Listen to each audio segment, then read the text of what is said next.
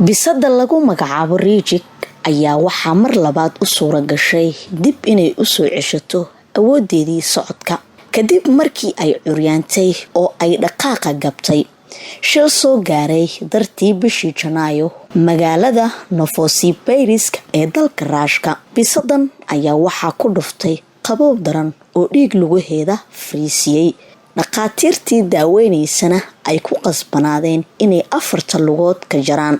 dhaqaatiirtii waxaa u suura gashay inay u sameeyaan lugo artificial ah oo ay ku socon karto.